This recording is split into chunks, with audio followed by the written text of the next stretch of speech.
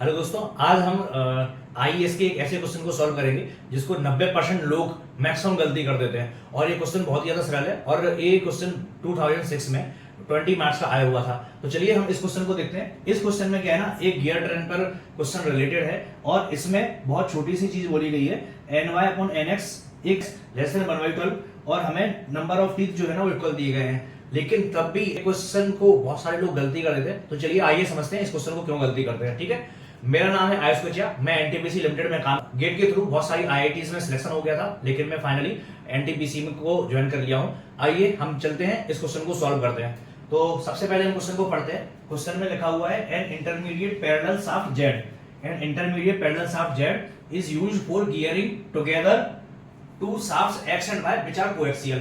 तो X and Y दो shafts हैं जो आपस में कोएक्सियल है, बट उनको टुगेदर कौन कर रहा है? Z. Have a module of 2 and containing Z and Y have module of 3। X and Z इन दोनों का मॉड्यूल 2 है और जो वाई और जेड शाफ्ट पर जो भी टीथ है, जो भी गियर है, उन दोनों का मॉड्यूल हमारा 3 है। ठीक है, speed of Y is about और बट लेस देन 1/12। वाई का जो स्पीड है, वाई का और एक्स का, किससे? Less than 1/12 of x, less than 1/12 of x. X जो गियर है, एक्स वाली जो शाफ्ट है, इससे इसका स्पीड कितना है? 1/12 लेस है, तो ny/nx less than 1/12। Pinion, both pinion have 24 teeth. एक हमारा पिनियन 1 नंबर गियर है, एक हमारा पिनियन 3 नंबर गियर है, दोनों में नंबर ऑफ टीथ इक्वल 24 है। ठीक है, अब हमें बाकी T4 और T2 इन दोनों गियर्स में टीथ निकालने हैं और एक्चुअल वेलोसिटी रेशियो निकालना है। ठीक है, तो चलिए हम इस क्वेश्चन को हम सबसे पहले समझते हैं। जो टॉपर्स लोग हैं वो इस क्वेश्चन को कैसे सॉल्व करते हैं और क्या क्या चीजें देखते हैं। देखो, जब भी आपको उस क्वेश्चन को सॉल्व करना है तो पहले ही उसका एक फॉर्मेट बना लेना है कि इसको सॉल्व कैसे करना है, जिससे कि हमें क्वेश्चन पेपर में केवल 20 मिनट का ही टाइम मिलेगा पर क्वेश्चन को। तो हमें उसी हिसाब से अपने क्वेश्चन को एक फॉर्मेट बना लेना है कि हम पहले क्या करेंगे, फिर क्या करेंगे, फिर हमारा क्या आंसर आएगा। तो जैसे हमें इस क्वेश्चन में दिया हुआ है, हमें सबसे पहले नोटिस करना है हमसे क्या पूछा जा रहा है। हमें सबसे पहले नोटिस करना है क्या पूछा जा रहा है। तो हमसे क्या पूछा जा रहा है? हमें T2 और T4 निकालना है। ठीक है, T2 और T4 निकालना है, साथ साथ में हमें एक्चुअल वेलोसिटी रेशियो निकालना है, ny/nx। ये हमें एक्चुअल निकालना है। अभी हमें ny/nx का एक रेशियो दिया हुआ है कि इससे लेस देन होगा, लेकिन एक्चुअल है क्या? नहीं है।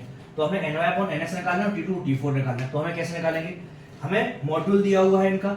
ठीक है, हमें इसका क्या हो जाएगा? हमें मॉड्यूल दिया हुआ, तो हमें इनके बीच का डिस्टेंस, हमारे पास में दो इक्वेशन रहेंगे। क्या रहेंगे? इन दोनों शाफ्ट के बीच का जो डिस्टेंस है, हम इसको इक्वेशन कर लेंगे। एक तो हम जो हमारी शाफ्ट्स हैं, शाफ्ट के बीच का जो डिफरेंस है ना, दोनों के बीच का जो गैप है या दोनों शाफ्ट के बीच में जो डिस्टेंस है ना, एक इक्वेशन हमारा इससे आ जाएगा। ठीक है ना, दो ही वेरिएबल है हमारे पास में, T2 और T4, और दूसरा हमारे पास में ny/nx जो है उसका रेशियो जो है 1/12। तो इसमें हमारा कोई इक्वेशन क्या है? इसमें कोई इक्वेशन दिया हुआ है? बस हमें इतना इक्वेशन दिया हुआ है और बोला क्या है, या तो इतना होगा या इससे भी कम होगा, लेकिन अबाउट मतलब 1/12 के नियर बाई होगा। ऐसा नहीं होगा कि 1/12 का रेशियो कितना आएगा। अगर हम निकालेंगे 0.25/3 तो करेंगे तो कितना आ जाएगा? 0.08 समथिंग कुछ आएगा। ऐसा नहीं होना चाहिए कि इससे भी कम होने की जगह 0.00008 है, इतना भी कम नहीं होना चाहिए। ठीक है, तो स्पीड रेशियो हमें इसी के लगभग आसपास में रखना है। ठीक है, तो हमें केवल एक ही इक्वेशन दिया हुआ है और दूसरा हमें इनइक्वालिटी इक्वेशन दिया हुआ है। तो हम पहले इस इक्वेशन को देखते हैं। ठीक है, हमें इस वाले इक्वेशन के लिए हमें ट्रायल एंड एरर करना पड़ेगा। ठीक है, चलिए हम चलते हैं पहले इक्वेशन को। हम बीच का जो शाफ्ट डिस्टेंस है वो क्या होगा? हमारा बराबर होगा, मींस 1 और 2 के बीच का जो शाफ्ट डिफरेंस है वही 3 और 4 के बीच का होगा। कोएक्सियल है ना, कोएक्सियल तभी होगी। तो क्या होगा? मॉड्यूल इनटू में T1 plus T2 is equal to module 1 का मॉड्यूल 2 का T3 प्लस T4, है ना। यही होता है ना, m बराबर पर dt होता है। ठीक है, तो जो हमारा 1 और 2 के बीच का जो डिस्टेंस है, शाफ्ट का गैप है, वो बराबर में 3 और 4 के बीच का जो गैप है। ठीक है, तो एक क्वेश्चन लिख दिया। m1 बराबर कितना है? 2 है, T1 और T2 की वैल्यू कितनी है, T1 की वैल्यू हमें और T2 की वैल्यू, T1 की वैल्यू हमें 24 दी हुई है, T2 की वैल्यू हमें नहीं पता है, इज इक्वल टू M2 की वैल्यू हमें 3 दी हुई है और T3 की भी वैल्यू हमें 24 दी हुई है, प्लस T4 हो गया। क्लियर? अब हम इसको कैलकुलेट करेंगे तो कितना हो जाएगा, 48 plus 2T2 is equal to 72 plus 3T4। ठीक है, तो अगर हम T2 निकालेंगे तो कितना हो जाएगा, 72/2 प्लस 3/2 T4 माइनस 48 रहेगा ना यहाँ पे, -48/2 भी हो जाएगा। ठीक है, तो हम निकालेंगे कितना हो जाएगा, 72 में से 48 जाएगा तो कितना आएगा, 24/2 प्लस 3/2 T4, तो T2 इज इक्वल टू कितना आ गया हमारा, 12 प्लस 3/2 T4। तो हमारे पास में एक इक्वेशन ए आ गया। अब दूसरा इक्वेशन कौन सा है हमारे पास में, इनइक्वालिटी इक्वेशन है, इससे हमें सॉल्व करना पड़ेगा। ठीक है, तो चलिए हम इसको सॉल्व करते हैं। फिर हमें क्या दिया हुआ इनइक्वालिटी इक्वेशन में, ny/nx इज लेस देन 1/12। अब ny/nx कैसे निकालेंगे, तो सबसे पहले हम ny/nz निकालते हैं। ny/nz क्या हो जाएगा, tz/ty। ठीक है, अब बाय साफ्ट ए है हमारी और जेड साफ्ट ए है हमारी, तो जेड साफ्ट में टीथ कितने हैं, कौन सा गियर है, 3rd नंबर गियर है, तो टी जेड बराबर क्या हो जाएगा, T3 हो गया, और टी वाई बराबर क्या हो गया, T4 हो गया। क्लियर? अब nx है तो nz/nx निकालेंगे, nz/nx बराबर क्या हो जाएगा, tx/tz। अब tx और tx में कितने हैं, T1। क्लियर? और tz में कितना है हमारा नंबर ऑफ T2, तो हमारे कितना आ गया, T2। क्लियर? ये तो बहुत सिंपल हो गया।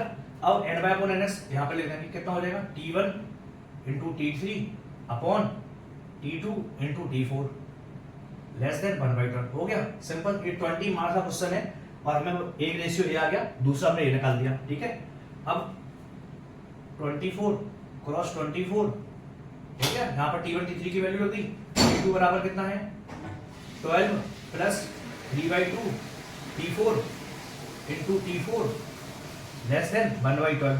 हो गया। अब इस इक्वेशन की जरूरत है नहीं, हमने यहाँ पे T2 की वैल्यू रख दी। ठीक है, तो कितना हो जाएगा, 24 क्रॉस 24 क्रॉस 12 लेस देन, ये वाला एक चीज यहाँ पर आ जाएगा। ठीक है, 12 प्लस 3/2 T4 इंटू T4।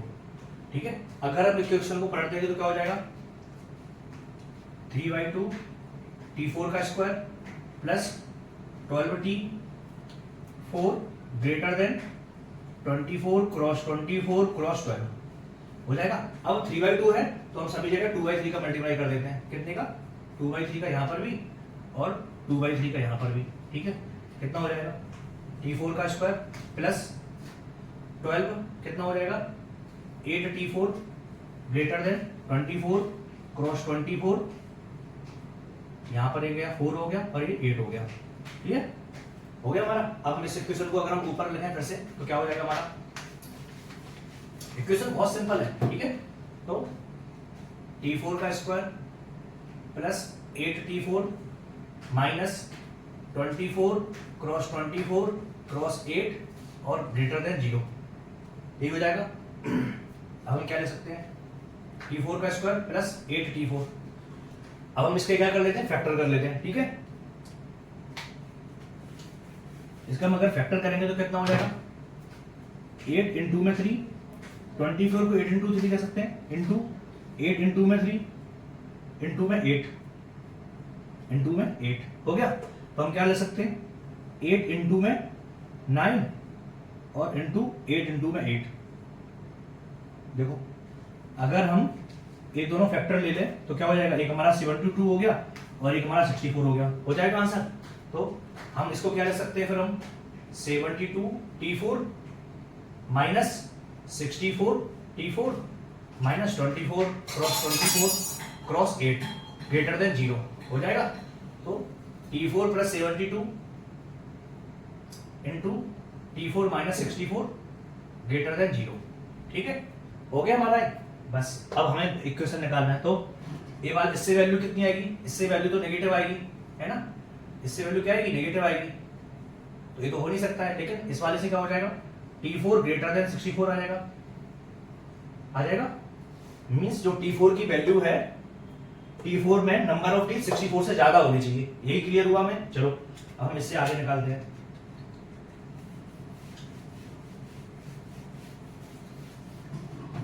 अगर T4 की वैल्यू 64 से ज्यादा होगी तो हम T4 बराबर में 65 लेते हैं, ठीक है। अगर T4 बराबर 65 लेंगे तो T2 बराबर हमारा क्या आएगा, 3/2 ऑफ T4 प्लस 12, तो हमारा कितना आ जाएगा, 3/2 इंटू 65 प्लस 12, कितना आ जाएगा हमारा, ये हमारा पॉइंट जो आएगा ना, इससे वैल्यू T2 की वैल्यू किसमें आएगी, पॉइंट में आएगी। जो हो सकता है क्या, नंबर ऑफ टीथ क्या होंगे हमारे, नंबर ऑफ टीथ कोई नंबर्स होगा, है ना, कोई पॉइंट वाला वैल्यू तो होगा नहीं। तो हमारा 65 T4 is equal to 65 possibility नहीं हो सकती है। फिर हम T4 बराबर 66 रखते हैं, तो क्या आ जाएगा हमारा, T2 की वैल्यू 3/2 ऑफ 66 प्लस 12, कितना हो जाएगा, 3/2 का 2 से हमने इसको काटे, कितना आ जाएगा, 33 आ जाएगा, प्लस 12, कितना हो जाएगा हमारा, 99 प्लस 12, कितना आ जाएगा हमारा, 111 आ गया। तो T2 में हमारे टीथ कितने हो गए, 111। क्लियर। अब हमें क्या निकालना है, स्पीड रेशियो निकालना है। तो हम स्पीड रेशियो निकालते हैं, एक्चुअल स्पीड रेशियो, ठीक है। तो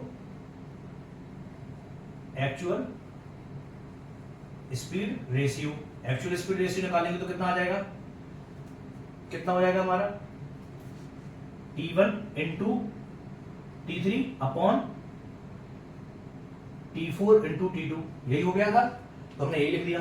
अब T1 और T3 की वैल्यू कितनी है, 24 क्रॉस 24 अपॉन T4 और T2 की वैल्यू कितनी है, T4 की वैल्यू हमारी कितनी आई, 66, T4 की वैल्यू 66 इंटू इसकी वैल्यू कितनी आई, 111, ठीक है।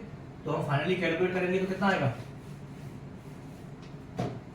हमने इसको 2 से काट दिया तो कितना आ जाएगा, ये 33 हो गया और यहाँ पर 12 हो गया, ठीक है। फिर हमने इसको 3 से काट दिया तो यहाँ पर 11 आ गया, यहाँ पर 4 आ गया, तो कितना हो गया, 96 अपॉन 11 इंटू में 111 हो गया। तो हम इसको हम कैलकुलेट कर सकते हैं। तो हम इसको अगर हम रेशियो निकालेंगे तो कितना आ जाएगा हमारा, 96 इंटू में 12 करते हैं हम, कितना आएगा हमारा,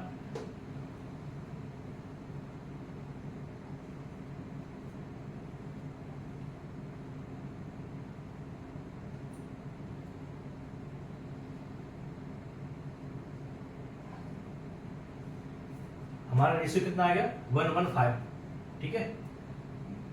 और इसको हम निकालेंगे तो कितना आ जाएगा हमारा, 96 अपॉन 1 2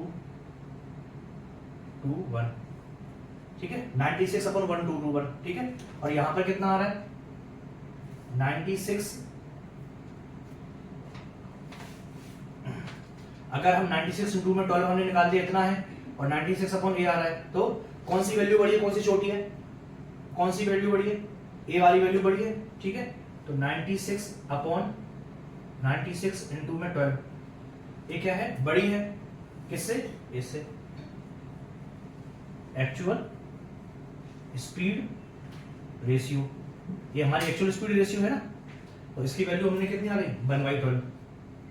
तो क्या हो गया, हमारा जो वैल्यू है वो एक्चुअल स्पीड रेशियो जो है वो इससे थोड़ा कितना है, इससे एक्चुअल स्पीड रेशियो 1/12 से लेस देन है, लेकिन बहुत ज्यादा नियर बाई है, ठीक है। तो हमारा ये क्वेश्चन सॉल्व, अगर आपको ये क्वेश्चन बहुत अच्छे से समझ में आया हो तो इसको लाइक और सब्सक्राइब जरूर कीजिएगा।